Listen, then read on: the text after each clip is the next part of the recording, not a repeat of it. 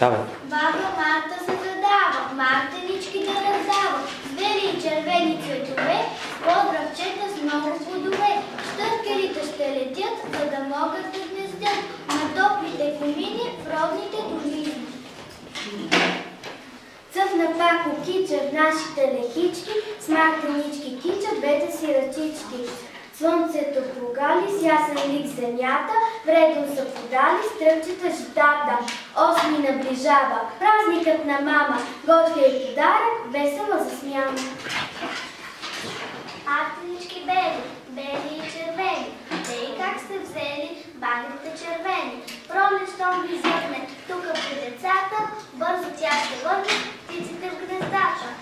Красти разцъфтели, листите зелени, мартенички бели, бели и червени. Айде сега да ни прочетеш легендата. Да, смело, силно, слушаме. Според едно от преданията, хан Аспарух получил дар от сестра си и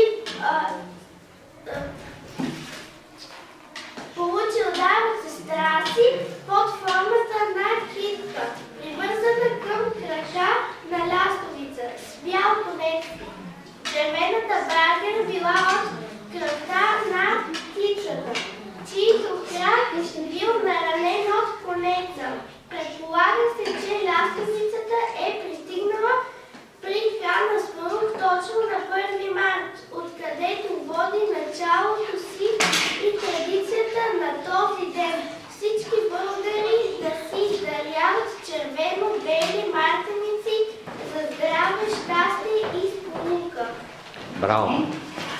Спасянка, ще ни прочетеш ли твоята легенда? Айде да я чуеме. И ще завършим с 2 гата ангелично творчество на Цвет. 3 бяха, добре. Мартеницата била създадена по времето на хан Аспарух, когато е решил да основе българската държава, като основал държавата, той е решил да извърши жертвоприношение на бога Тангра. Кладата трябвало да запали с стръкче и съхнал копър, но като нямал, той се чудил какво да прави. И тогава на рамото му каснал сокол, на кръчето му висяло снопче копър,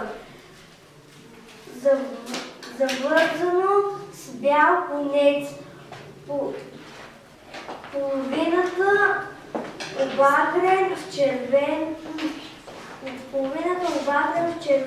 То било пратено от сестра му Куба. По време на дългият полет крилото на сокола се протрило и кръв обагрила белия конец. Така хан Аспарух получил китка с бяло-червен конец.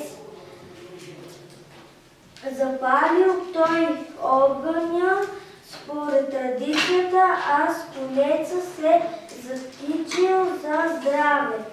От тогава на 1 март българите окичват близките усукан бял-червен конец.